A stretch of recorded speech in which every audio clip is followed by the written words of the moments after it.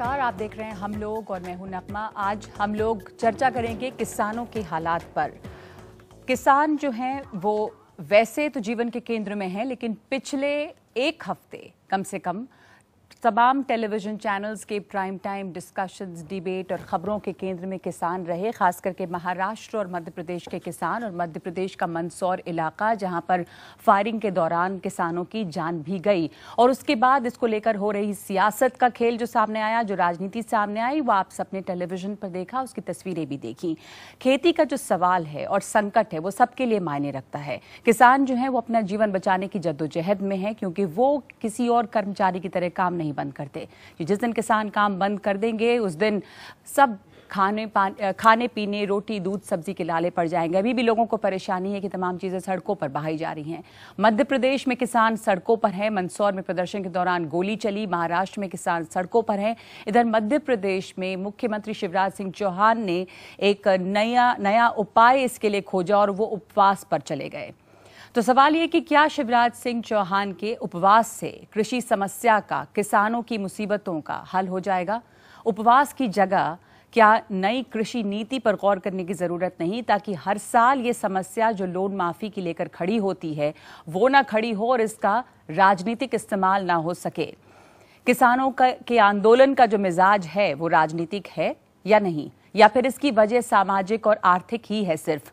मध्य प्रदेश और महाराष्ट्र जो है वो इस आंदोलन के केंद्र में रहा है और कहा जा रहा है कि ये दूसरे राज्यों में भी फैल सकता है। इस बीच जो आंकड़े आते हैं किसानों की खुदकुशी के, उसके ऊपर गौर करना चाहिए। ये जो आंकड़े मैं आपको अभी दिखा रही हूँ वो NCRB की वार्षिक रिपोर्ट के मुताबिक हैं। 2013 में 11,772 किसानों ने आत्महत्या की। 2014 में 12,360 किसानों ने आत्महत्या की 2014 में, और 2015 में 12,602 किसानों ने आत्महत्या की, जिसमें मध्य प्रदेश में 1,290 और महाराष्ट्र में 3,228। महाराष्ट्र, मध्य प्रदेश, इस तरह के जो राज्य हैं, कर्नाटक, तमिलनाडु, तेलंगाना, ये जो है किसानों की जो कुल आंकड़े आते हैं आत्महत्या के, उसमें सबसे ज्यादा आत्महत्या इन्हीं राज्यों में हुई है। 2017 में सिर्फ जनवरी महीने में महाराष्ट्र में 390 किसानों ने आत्महत्या की है, तेलंगाना में 155 और कर्नाटक में 51। आंकड़े दिखाने का मकसद ये है कि इस जो स्थिति है या जो समस्या है उसको आप बेहतर समझ सकें और हम सब जानें कि ये जो समस्या है वो कितनी बड़ी है और ये समस्या ऐसे क्यों होती चली जा रही है। कृष्णवीर चौधरी इस वक्त महाराष्ट्र और मध्य प्रदेश जो है वो केंद्र में रहा इस पूरे आंदोलन के। इस वक्त मध्य प्रदेश से ये खबर रही कि मुख्यमंत्री शिवराज सिंह चौहान उपवास पर चले गए। उपवास उनके तोड़ने की भी खबर आ रही है, आ गई कि शायद कि पीड़ित परिवार वाले उनसे मिल लिए और कहा कि आप उपवास तोड़ दीजिए। पर ये उपवास करना, अगर आप आरोप लगा रहे थे कि कांग्रेस सियासत कर रही है, राजनीति कर रही है, राहुल गांधी वहां जाकर मामले को बिगाड़ रहे हैं, तो ये उपवास पर जाने का क्या तर्क था? इससे क्या हल हो जाएगा? अगर पिछले 15 सालों में आप पूरा देखें उदारीकरण की नीतियों के बाद, और जो किसान की बाजार में जो दुर्गति हुई है, पूरे देश की बात है। ठीक है, आंदोलन मध्य प्रदेश में मंदसौर में शुरू हुआ, महाराष्ट्र में शुरू हुआ, वो एक अलग विषय आज का है। लेकिन अगर पूरे देश को देखें, कर्जे में पंजाब का किसान भी बुरी तरह पिसा हुआ है, हरियाणा का भी है, कर्नाटक की भी दुर्गति बहुत हो रही है, केरल में भी है, हिमाचल में भी है। पूरे देश के किसानों की एक स्थिति है। जब से हमने कारपोरेट के नाम पर, कारपोरेट एग्रीकल्चर के मॉडल को, इनपुट कॉस्ट को बढ़ाया, इस मॉडल पर आगे अगर बढ़ेंगे तो किसान बर्बाद होगा। बचा हुआ देश को दे रहे। पंजाब के हैं या हरियाणा के हैं या बिहार के हैं, उनकी जो आमदनी है उसमें बहुत फर्क है। पंजाब में 18,069 रुपए, हरियाणा में 14,434, बिहार में 3,528, भारत में एवरेज 6,426 रुपए।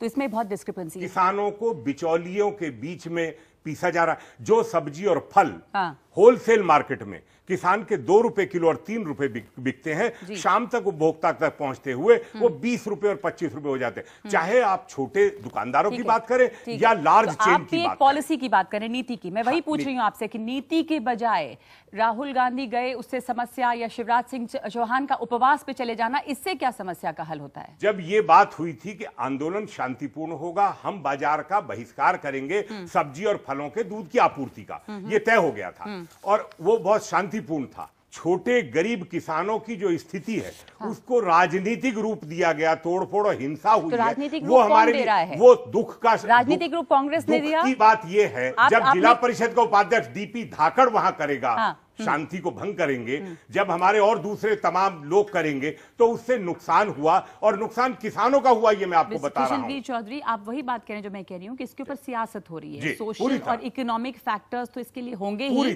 पर सियासत हो रही है, और सियासत का आरोप सिर्फ कांग्रेस पर ही नहीं है, सियासत दोनों तरफ से हो रही है, और इसका जो नेचर है आंदोलन का वो सियासी, वो राजनीतिक ही है। कांग्रेस पर आरोप रहा कि आपने भड़काया राजनीति की, वहां पर ऐसा हुआ? वो निश्चित रूप से भारतीय जनता पार्टी विषय से विषयांतर विषय को बदल रही है। और आपसे मेरा एक और सवाल आगे कि किसान केंद्र में रहे हैं कांग्रेस की पॉलिसी के भी, बावजूद इसके सिर्फ अभी ही नहीं किसान आत्महत्या कर रहे हैं, उसके आंकड़े बहुत लंबे हैं कि किसानों, आपका प्रोग्रेस रहा, अगर आपकी पैदावार बढ़ी तो भी किसानों के सुसाइड कम नहीं हुआ, तो उस समस्या पे गौर नहीं किया गया। राहुल जी तमिलनाडु के किसानों से भी मिलने गए थे जी। राहुल जी, आपको याद होगा कि आंध्रा में जब हमारी सरकार थी उधर भी गए थे, और आज विपक्ष के नेता होने के नाते उनकी जिम्मेदारी है कि जिन लोगों के सीने में गोली मारी गई, सवाल ये पैदा होता है कि सिर्फ किसानों से तब मिलना जब कोई आंदोलन खड़ा हुआ, क्या वो वाजिब है? जब आप सत्ता में रहे तो आपने किसानों के लिए क्या किया? बहुत कुछ किया। आरोप ये भी लग रहे हैं रघुपति सिंह जी, एक सवाल ये खड़ा होता है कि सरकार से जुड़े भी कई किसान संगठन हैं, वो जो किसानों के बीच में है, और कुल मिलाकर किसानों में भी आपस में फूट है, तो कोई जो वाकई बदलाव की नीति या बात उठाने की गुंजाइश नहीं बनती है, वहां पर भी किसान संगठन अलग अलग हैं, मांगे बटी हुई हैं, फूट है किसानों में। ये सब सत्ता का खेल है, जो कहते हैं कि किसान अलग अलग है। किसान अगर अलग होता तो मंदसौर में इनको गोली नहीं चलानी पड़ती, किसानों के पेट में और कलेजा में गोली नहीं मारनी पड़ती। इन्होंने कलेजा और पेट में गोली मारी है कि पैर में गोली नहीं मारे।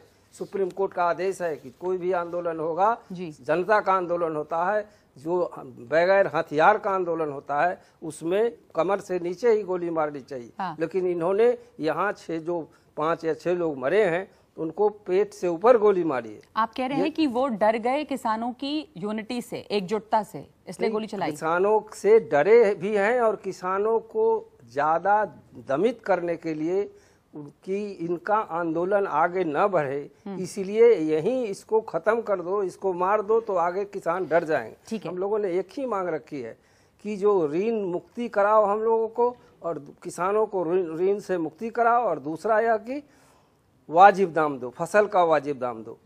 जो इन्होंने, बीजेपी ने जो अपना 14 के घोषणा पत्र में लिखा है कि हम किसानों को जो फसल का में जो लागत खर्च होगा, उस लागत खर्च का ड्योढ़ा हम दाम देंगे, और जो सामान होगा उसकी खरीदगी भी सरकार करेगी। आपसे पूछना चाहती हूँ नंदकिशोर जी कि इस वक्त जो आंदोलन है महाराष्ट्र में और मध्य प्रदेश में, खास करके वो दोनों राज्य उसके केंद्र में है, वहां पर मुख्यमंत्री फडणवीस ने ये बात मान भी ली है कि लोन माफी हो जाएगी।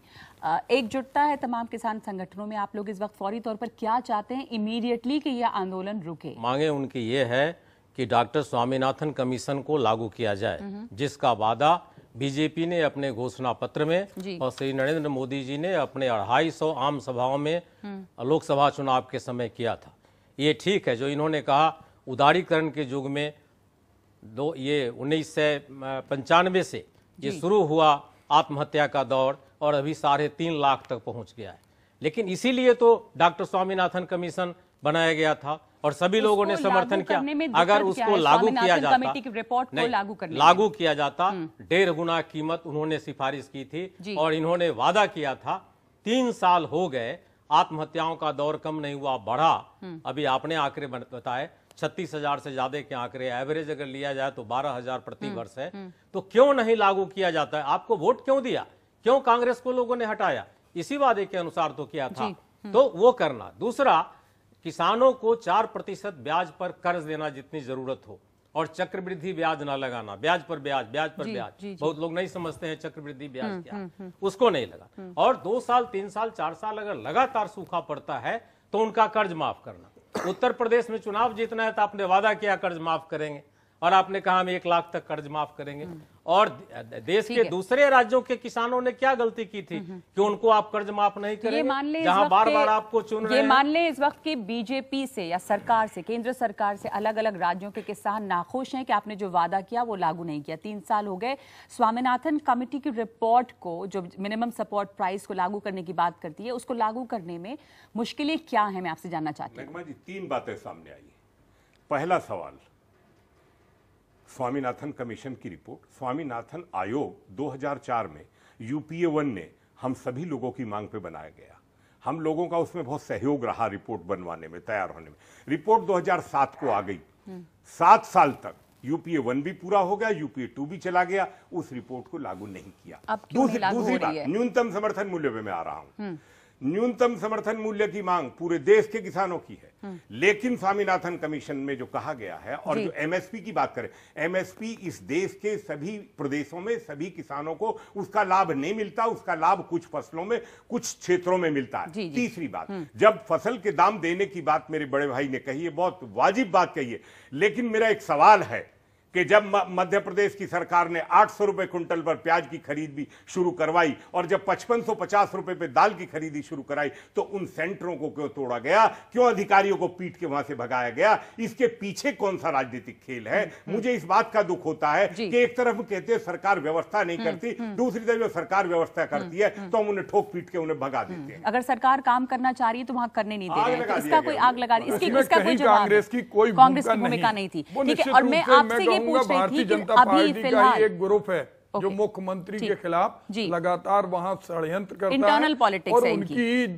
अंदरूनी राजनीति। आपसे मैं पूछ रही हूँ, जिन्होंने सवाल उठाया, स्वामीनाथन कमेटी की सिफारिशें लागू नहीं हो रही हैं, अभी जब से आप मजबूत केंद्र सरकार है, इसमें मुश्किल क्या आ रही है लागू होने में? देखिए, वर्तमान सरकार का बहुत साफ सुथरा एक उद्देश्य है कि हम किसानों को सीधे उपभोक्ता से, बाजार से जब तक नहीं जोड़ेंगे, आर्थिक रूप से उसका शोषण होता रहेगा, चाहे छोटे ट्रेडर करें या बहुत बड़े कारपोरेट करें। फसल बीमा योजना और ई मंडी की शुरुआत, 400 से ज्यादा ई मंडियां इस देश में जो शुरुआत की है, वो इसलिए की है कि एक शुरुआत है ई मंडी की। उसके बाद उसे हम गांव के 10-10 गांव के इकाई तक और किसानों की मंडी वहां डेवलप करवाना है, वहां कूलिंग चेन बनाना है, स्टोरेज फैसिलिटी देनी है, प्रोसेसिंग कराना है और वहीं से उपभोक्ता को सप्लाई करवाना है। मध्य प्रदेश में 8000 करोड़ रुपए की फसल बीमा का उद्देश्य टारगेट आपने तय किया और बजट में प्रावधान सिर्फ 200 करोड़ रुपए का किया।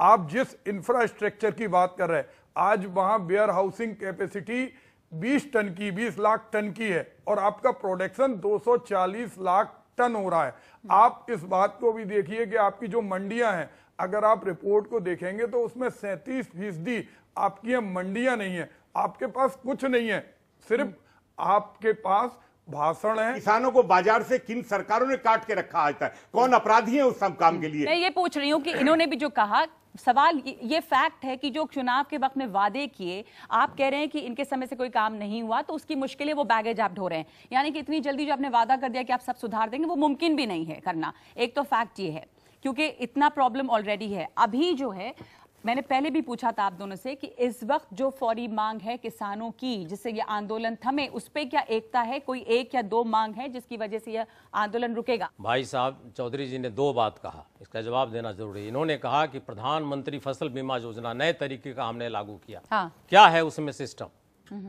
प्राइवेट इंश्योरेंस कंपनियों को इन्होंने लाया है। केंद्र सरकार प्रीमियम देती है, राज्य सरकार प्रीमियम देती है, किसानों से प्रीमियम लिया जाता है। जो किसान कर्ज ले लिया, केसीसी लिया, उनसे पूछे बिना उनका प्रीमियम काटा जाता है। पिछले साल खरीफ के समय 21,000, अगर हमारा आंकड़ा गलत हो तो आप चेक कर लीजिएगा, ठीक कीजिएगा, 21,000 करोड़ रुपया कंपनियों ने असूला।